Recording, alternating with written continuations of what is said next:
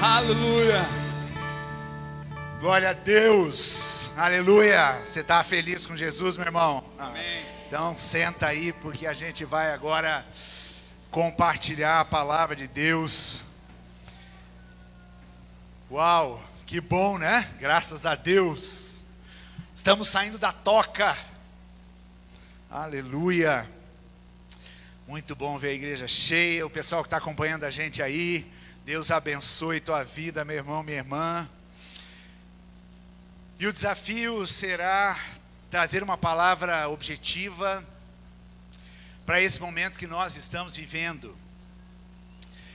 E eu digo para você, querido, que você está fazendo parte de um momento histórico daquilo que Deus está fazendo na vida desta igreja. Geralmente a gente vê no Antigo Testamento alguns momentos emblemáticos assim, aonde homens de Deus receberam uma promessa de Deus, ou ouviram a Deus, ou de alguma forma estavam num momento assim marcante. Eles construíam um altar, e aquele altar se tornava um memorial daquele momento. Muitas vezes eles faziam isso sozinhos, entre eles e Deus. Aqui nós estamos em muito mais. Aqui está a igreja de Jesus Cristo construindo um altar nesse dia e dizendo ao Senhor: obrigado pelo que passou, avançamos adiante naquilo que nos espera. Esse é um momento muito importante para a gente como igreja. A minha escola missionária e pastoral não se deu dentro de um seminário teológico, sentado num banco de escola estudando. A minha escola começou muito antes, na minha conversão, quando eu era um adolescente, que tinha um desejo e um sonho enorme de realizar a vontade de Deus. E nós estávamos mexendo em alguns livros ali, né? Tão velhinhos, mas são livros que marcaram muito a minha história. Livros de testemunhos de homens e mulheres de Deus que disseram simplesmente sim ao Senhor. E coisas tremendas aconteceram a partir desse sim. E nessa caminhada, um aprendizado foi ouvir a Deus e obedecê-lo. E esse deve ser o desafio para todos nós como cristãos. Ouvir a Deus e obedecê-lo. Eu fiz parte da visão de um homem de Deus, assim como Érica, Chico, Cristina. Nós fizemos parte da visão de um homem de Deus que aos 22 anos atrás, ele estava num quarto de hotel, quando ele tinha 22 anos, ele estava num quarto de hotel fazendo uma viagem missionária, e ele viu um quadro diante dele se transformar num mapa mundi, e esse mapa mundi tinha movimento, e ele começou a ver as ondas dos oceanos invadindo as nações, e de repente aquelas ondas se transformaram em jovens. Jovens que invadiam as nações pregando o Evangelho. E daí surgiu a missão Jovens com uma Missão, fundada pelo Loren, um homem de Deus com quem nós tivemos a oportunidade de conviver bem de perto.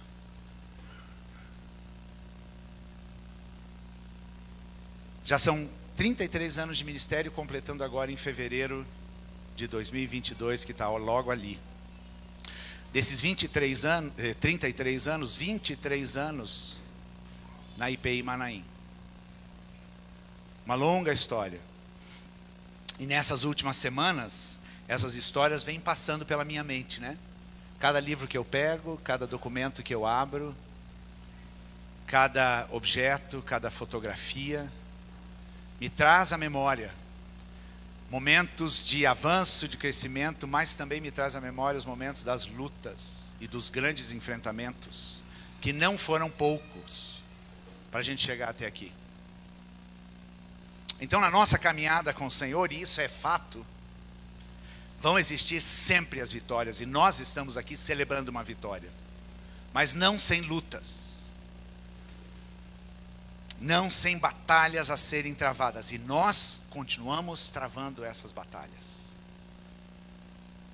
E eu digo para vocês que eu estou pronto. E eu quero ver o mover de Deus nesses próximos anos. Amém? Esta é a sua oportunidade. Eu quero ver o mover de Deus e viver o mover de Deus nesses próximos anos. Assim fica melhor. É a nossa resposta, é a minha resposta e a sua. De queremos fazer parte daquilo que Deus está construindo na história. Queremos fazer parte daquilo que Deus tem planejado. E os planos de Deus e as promessas de Deus já existem. E nós temos muitas dessas promessas conosco. E agora chegou o tempo. Chegou o tempo do novo. Chegou o tempo do cumprimento das promessas. Chegou o tempo daquela visão da colheita que Deus me deu em 2006 começar a acontecer de uma forma muito intensa. Chegou o tempo. Chegou o tempo. E eu preciso crer. E eu preciso me engajar e fazer parte disso. Eu quero ler com vocês um texto que está em Êxodo. Êxodo capítulo 14. Nós vamos ler do verso 1 ao 15, mas depois lá na tua casa leia o capítulo inteiro. Essa mensagem eu preguei ela em 2006. E desde que nós estávamos nos organizando para esse culto, isso me veio muito forte. E eu dei uma repaginada nela, uma contextualizada. E eu vou trazer para vocês, ou seja, 15 anos se passaram. Praticamente 15 anos. E o texto diz assim, Êxodo 14. Todo mundo sabe a história de Êxodo, né? Povo escravo no Egito. Deus libertando a partir daquelas manifestações das 10 pragas. E agora o povo está saindo do Egito rumo à terra prometida. O texto diz, o Senhor Deus disse a Moisés, diga aos israelitas que voltem e acampem em frente de Piairote, entre Migdol e o Mar Vermelho, perto de Baal-Zefon. Assim, o rei do Egito vai pensar que os israelitas estão andando sem rumo. Olha só, preste atenção nisso. Deus está dizendo para o povo, ou para Moisés, conduza o povo por esse caminho, para que o rei do Egito pense que os israelitas estão andando sem rumo, estão perdidos no deserto. Eu farei com que o rei continue teimoso e persiga vocês. Deus está avisando. Então eu derrotarei o rei e o seu exército, mostrando assim o meu poder. E os egípcios ficarão sabendo que eu sou Deus, o Senhor. E os israelitas obedeceram. Quando contaram ao rei do Egito que os israelitas tinham fugido, novidade, né? Ele e os seus funcionários mudaram de ideia e disseram, vejam só o que fizemos, deixamos que os nossos escravos, os israelitas, fugissem de nós. Então o rei mandou preparar o seu carro de guerra e o seu exército. Ele saiu com todos os carros de guerra, incluindo os 600 melhores que eram comandados pelos seus oficiais. O Senhor fez com que Faraó, rei do Egito, continuasse teimando, e ele foi atrás dos israelitas que estavam saindo de maneira vitoriosa. Os egípcios, com todos os seus cavalos, carros de guerra e cavaleiros, saíram atrás dos israelitas e os alcançaram onde eles estavam acampados, na beira do Mar Vermelho, perto de Piairote e de Baal-Zefon. Quando os israelitas viram o rei e o seu exército marchando contra eles, ficaram apavorados e gritaram pedindo ajuda de Deus, o Senhor. E disseram a Moisés, ouçam aqui o que esse povo diz. Será que não havia sepultura no Egito? Por que você nos trouxe para morrermos aqui no deserto? Veja só o que você fez nos tirando do Egito. Coitado de Moisés, né? Esse foi só o começo desta peregrinação de 40 anos. O que foi que lhe dissemos no Egito? Pedimos que nos deixasse em paz, trabalhando como escravos. Era bem melhor ser escravo. Trabalhar debaixo de açoites era bem mais gostoso. Pois é melhor ser escravo dos egípcios do que morrer aqui no deserto. Isso porque a Páscoa tinha sido no dia anterior, né? Ou dias antes. Isso porque a praga da morte dos primogênitos também tinha acontecido naqueles dias. Porém Moisés respondeu: não tenham medo. Acho que antes ele respirou, né? Contou até 1569. Daí ele respondeu: não tenham medo. Fiquem firmes. E vocês verão que o Senhor vai salvá-los hoje. Olha a fé desse homem. Nunca mais vocês vão ver esses egípcios. Vocês não terão de fazer nada. O Senhor lutará por vocês. O Senhor disse a Moisés: por que você está me pedindo ajuda? Diga ao povo que marche. E eu dei como título a essa mensagem: mova-se. Mova-se. Queridos, Deus quer manifestar o seu poder por meio da sua igreja. E essa é o primeiro ponto que eu considero nesse texto. Deus disse: eu vou ainda. Já tinha mostrado todo o poder nas 10 pragas. Mas Deus diz: eu vou mostrar o meu poder. Esses egípcios nunca dirão que não tiveram testemunho deste Deus poderoso agindo. Por isso Deus sempre nos apresenta desafios maiores. Por isso Deus sempre permite que os gigantes se levantem na nossa vida. Por isso que nós temos sempre os obstáculos e os entraves na nossa caminhada. Porque Deus diz: eu quero manifestar o meu poder, não somente para que você veja, mas para que todos aqueles que estão à sua volta vejam que eu sou Deus Todo-Poderoso. Muitas vezes nós fugimos dos desafios, nós vamos esmorecendo na nossa fé no momento da tribulação, nós vamos dizendo: por que que você me tirou dessa condição? Por que você me deixou passar por isso? Por que isso e por que aquilo? Porque não entendemos a estratégia de Deus. Porque se tem alguém com quem Deus pode contar para manifestar o seu poder, é a sua igreja, na verdade. E Ele quer fazer isso.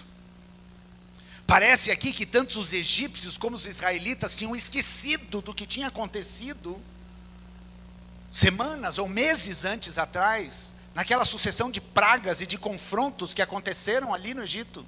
Foram 10. Cada praga confrontava um deus egípcio. E Deus sempre se manifestava com mais poder até chegar na morte dos primogênitos. E aquilo que acontecia com os egípcios nas pragas não sucedia ao povo de Deus. Mas parece que egípcios e israelitas esqueceram de tudo isso. Os egípcios se levantando e falando: como é que a gente deixou esse povo fugir? Vamos atrás deles, a gente vai conquistá-los. E os israelitas, depois de terem visto tantos milagres, esmorecendo. No verso 4, a parte B, diz assim, ó: então eu derrotarei o rei e o seu exército, mostrando assim o meu poder. E os egípcios ficarão sabendo que eu sou Deus, o Senhor. Quando a igreja age hoje, diante dos enfrentamentos, e se posiciona com fé, e permite que Deus manifeste o seu poder, a glória não é nem um pouco dela, mas a glória é do Senhor. E nós precisamos fazer isso. Nós precisamos permitir que a glória de Deus se manifeste quando o poder dele age. Qual foi a resposta do povo de Israel aqui? Ficaram apavorados e gritaram. Nós sofremos de uma amnésia a respeito do poder de Deus. Alguém aqui nunca absolutamente teve o poder de Deus manifesto na sua vida? Levanta a mão, por favor. Quem nunca teve uma manifestação que você identificou, isto foi o poder de Deus agindo sobre mim? Alguém aqui, por favor? Uau! Alguém aí, em casa?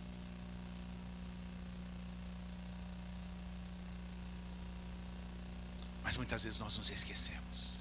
Mas talvez muitos de nós aqui já tenham coleções de testemunhos e de histórias sobre o poder desse Deus.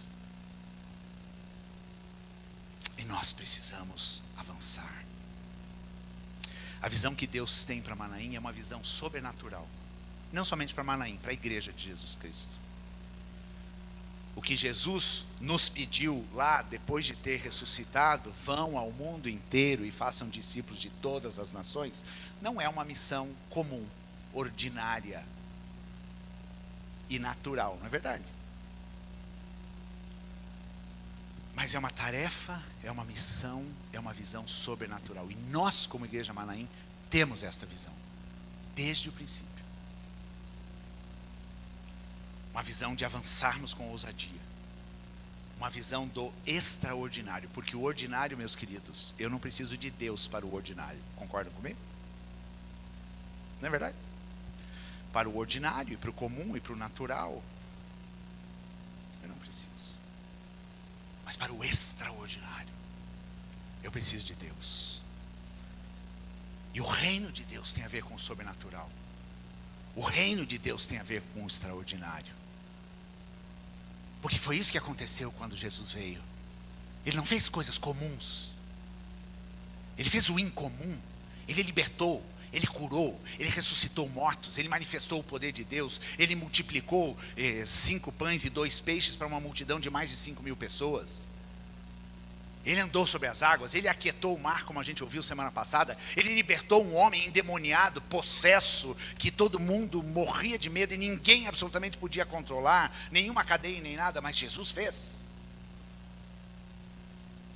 O ministério de Jesus fala do extraordinário. A cruz é o extraordinário. A cruz foi o extraordinário de Jesus. Porque ele morreu como maldito, como ladrão, como um bandido, a pior morte que alguém poderia ter. Para que o poder de Deus se manifestasse na vida dele. E Jesus disse, sim, Senhor.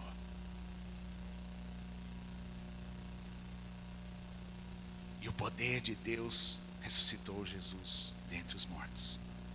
Jesus nos desafia hoje, Manaim, a irmos além dos nossos limites. A irmos e desejarmos o extraordinário. A irmos e avançarmos para o sobrenatural. Lá em João capítulo 14, curiosamente, capítulo 14, o verso 12, Jesus diz assim, eu afirmo a vocês que isto é verdade. Quem crê em mim fará as coisas que eu faço e até maiores do que estas, pois eu vou para o meu Pai. Esse é um versículo difícil da gente entender, a gente acha bonito ele, né? Uau, Jesus está dizendo que eu e você iremos fazer as obras maiores do que ele faz, porque ele foi para o Pai. E ele nos delega todo o poder e toda a autoridade. Deus quer manifestar o seu poder. Segunda consideração importante dessa passagem aqui, do Êxodo, é que ele vai lutar por nós. E a gente precisa declarar isso todo dia. Que o Senhor luta as nossas lutas. Com uma mensagem que eu preguei 2 semanas atrás, do rei Ezequias, ele dizendo, com ele está o braço forte, mas conosco está o Senhor. E ele nos ajudará a vencer as nossas guerras. Está aqui de novo. Deus falando para o povo por meio de Moisés. E Moisés, o povo desesperado, agonizando, pensando que ali era o fim. Sabe aquela novela que acaba da maneira mais trágica possível, né? Fomos libertos dos poderes do egípcio e agora morremos aqui diante do mar. E Moisés, mansamente como era, fala, não tenham medo, fiquem firmes, vocês não têm de fazer nada, o Senhor lutará por nós. Obviamente existe algo que nós precisamos fazer, mas a luta que o Senhor trava por nós é só Ele. Os enfrentamentos nesta guerra que nós enfrentamos, a nossa vida como igreja, só o Senhor pode lutar por nós. Para o sobrenatural, Deus precisa entrar em cena. Daí não é uma questão dos nossos recursos, né, Júnior? Quanto temos em caixa?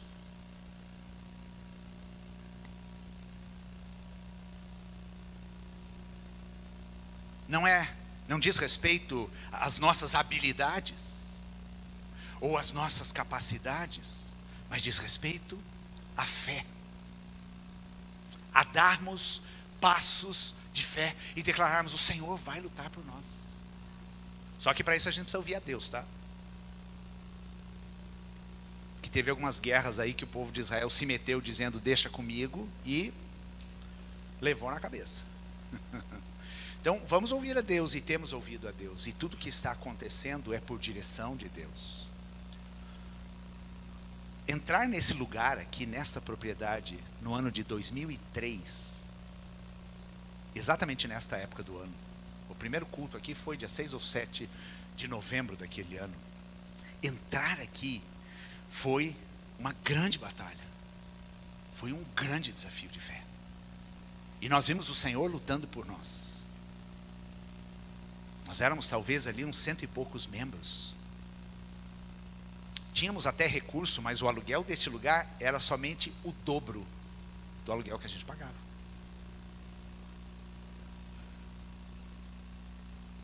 Nós ficamos quase 3 semanas para conseguir as chaves para ver o lugar, porque tinha uma outra pessoa que estava em vias de locação desse espaço.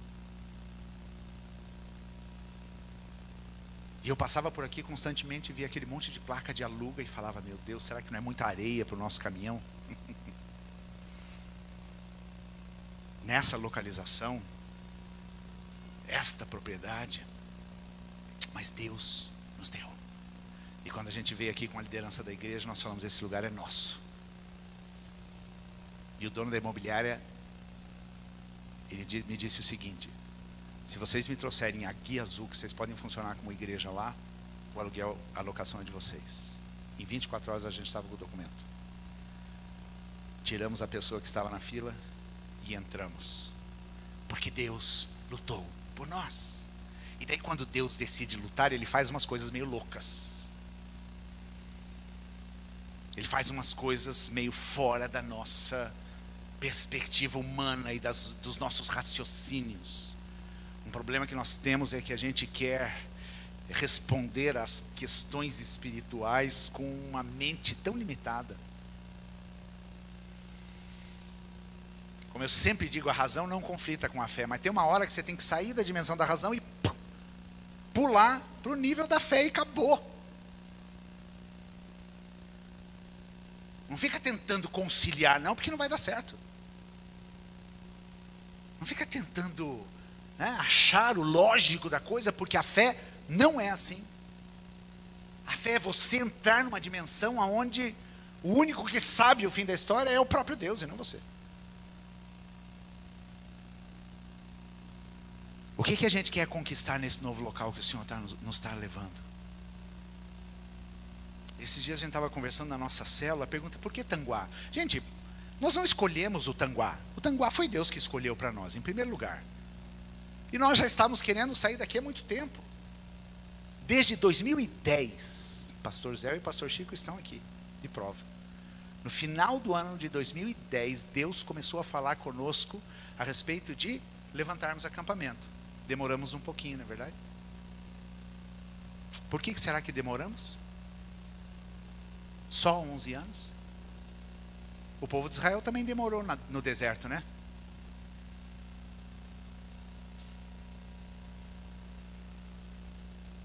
Mas nós não escolhemos essa propriedade. Simplesmente aconteceu e nós vimos: uau, tem um lugar aqui bom. E coincidentemente esse lugar fica no Tanguá. Então nós dissemos: é o momento. E nós vamos. Porque, como eu disse no vídeo, gente, num ano onde tudo parou e o povo entrou em caos e a economia virou de cabeça para baixo e as pessoas começaram a puxar freio de mão com tudo que faziam na vida, a gente avançou. A gente foi. Sem receios, sem medos, e fomos. E avançamos naquilo que Deus estava oferecendo para nós. O que nós queremos conquistar naquele novo local? Famílias restauradas? Pessoas libertas? E ali tem trabalho, hein?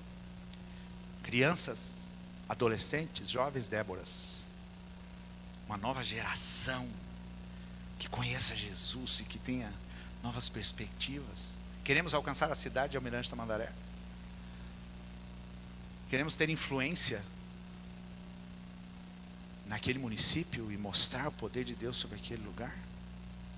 Queremos plantar novas igrejas em Colombo? Está lá, né? Está na lista. Não só em Colombo, em outros lugares. Queremos? Queremos enviar missionários para as nações? O Senhor lutará por nós. O Senhor irá diante de nós. E por fim, a terceira reflexão que eu faço nesse texto é que, naquele momento do impasse, o povo desesperado, imagina, né, gente? Pensa. Imagina aquele povo. Você sabe, né, que quando alguém começa a levantar uma questão no meio de um grupo aí de 30, 40 pessoas, aquilo já começa a fermentar, não é verdade? Daqui a pouco já começa a dar briga, inclusive. Né? Tem gente que pega foice, não é assim, seu incrédulo, seu isso, seu aquilo. Imagina aquilo naquele povo, aquele tititi. E agora, o mar à frente, e os egípcios vindo e reclamando para Moisés daquilo que estava acontecendo. E daí Deus disse para Moisés assim: por que você está pedindo a minha ajuda? Hã? Diga ao povo que marche. Como assim, gente? Diga ao povo que marche diante do mar. O mar à minha frente, os inimigos atrás de mim. Simples assim, Moisés?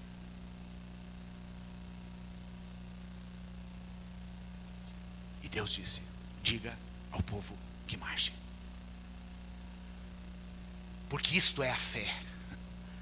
E se eu sou da fé, eu não posso me mover de uma forma diferente.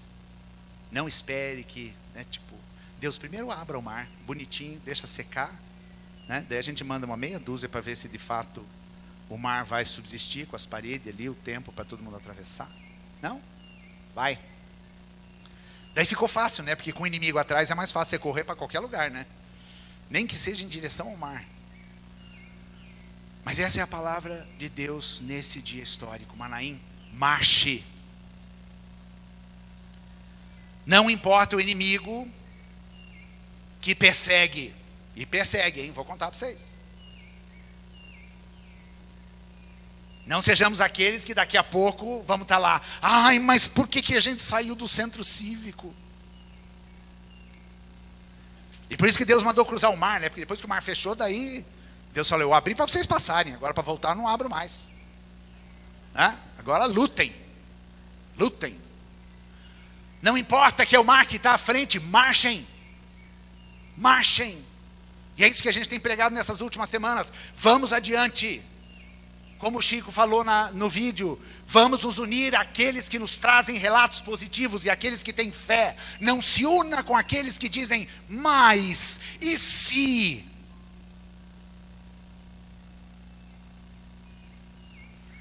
A palavra de Jesus sobre a igreja lá em Mateus 16 foi: as portas do inferno não prevalecerão contra a igreja de Jesus Cristo. E por que as portas não prevalecem? Porque a igreja avança. Porque a igreja vai diante dos portões do inferno e não está nem aí. Porque esta autoridade que ele deu, Jesus falou: eu dou para vocês as chaves do reino dos céus. Tudo aquilo que vocês abrirem na terra será aberto no céu, o que vocês fecharem na terra será fechado no céu. Você quer autoridade maior do que essa? Sim. Ou é suficiente isso aí?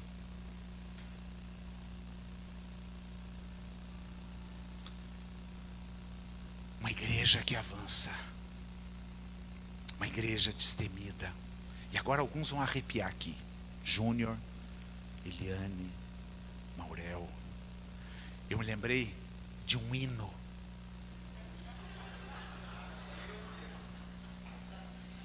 O Rafa também, talvez, o Cris.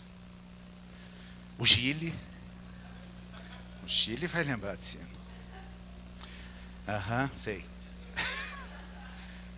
E esse hino, gente, ontem, quando esse hino me veio à mente, eu me lembrei da letra dele.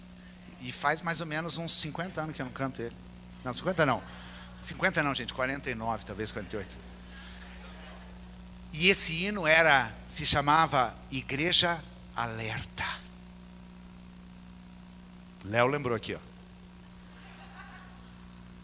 E o hino diz assim, eu vou pegar só uma parte dele. É tempo, o mestre está chamando já. Marchai, confiando em seu poder. Partir, a salvação a proclamar. Me perdi aqui. Com a palavra santa do bom Salvador. É emoção. Marchai sim avante. Marchai erguendo o seu pendão real, avante. Unidos, sempre firmes, avançai. Ao Senhor obedecei, seu querer executai, entoai louvores altos, avançai. Há um texto aqui em Hebreus, capítulo 10. E esse texto diz assim: e todos aqueles que eu aceito terão fé em mim e viverão. Mas se uma pessoa voltar atrás, eu não ficarei contente com ela. Nós não somos gente que volta atrás e se perde. Pelo contrário, temos fé e somos salvos. Uma outra tradução diz: o Senhor não se agrada daqueles que retrocedem, daqueles que voltam para trás, daqueles que não querem lutar, daqueles que querem voltar. E somente assim a gente vai ver o sobrenatural. Somente assim a gente vai ver o mar se abrindo, quando a gente simplesmente obedecer em fé aquilo que o Senhor está nos pedindo. E qual foi o resultado? Lá no final desse capítulo, no verso 31 diz, perdão, 30 também: naquele dia o Senhor salvou o povo de Israel dos egípcios, e os israelitas os viram mortos na praia. Quando viram o poder com que o Senhor havia derrotado os egípcios, os israelitas o temeram e creram em Deus, o Senhor, e no seu servo Moisés. Quando viram o poder com que o Senhor havia derrotado os egípcios, os israelitas o temeram. Quando a gente vê o poder de Deus, a gente teme e treme. A palavra é: mova-se, Manaim. Mova-se para os desafios que Deus está colocando diante de nós. Não importa o mar à frente, não importa os inimigos atrás. Mova-se em obediência ao que Deus está falando. E a obediência é levantarmos acampamento deste lugar e assentarmos o nosso acampamento na rua Padre José Maurício, 689, Tanguá. Esta é a ordem do Senhor agora. E eu quero que você se levante e se mova. Não importa se é mais longe da sua casa, não importa se a rua que você vai ter que pegar é mais escura ou mais clara.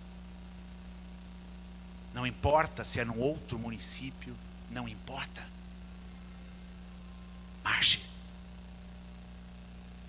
Porque nessa narrativa diz que entre os inimigos e o povo de Israel estava o anjo do Senhor. O anjo que estava guiando aquele povo até na frente daquele mar. No momento que os inimigos se levantam, este anjo vai atrás e protege a nossa retaguarda. E aqui se cumpre a palavra de Deus que diz que Ele vai à frente e Ele vai atrás. Ele nos guarda no caminho a seguir e Ele nos protege na nossa retaguarda, aonde nós somos vulneráveis. Quem está disposto a se mover e marchar? Aleluia. Então se levante.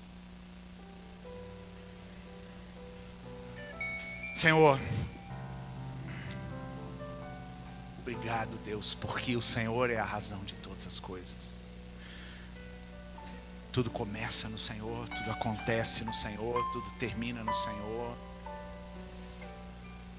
O reino é seu, os planos são seus, a vontade é sua, o poder e a soberania são seus.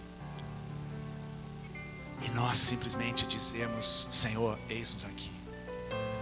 Nos levantamos para nos mover e para marcharmos. Nos levantamos para avançar. Nos levantamos para andar em obediência àquilo que o Senhor tem para nós. Nos levantamos como igreja, representando a igreja de Jesus Cristo nessa cidade. Nos levantamos dizendo: Senhor, as portas do inferno não prevalecerão contra nós. E nós vamos avançar. E nós vamos saquear o inferno. Amém. E muitas pessoas serão salvas. E muitas pessoas te conhecerão. E muitas pessoas serão curadas e libertas. Porque este é o ano aceitável do Senhor. Amém. Este é o tempo de proclamarmos que existe uma boa notícia de salvação. E nós vamos adiante, Senhor.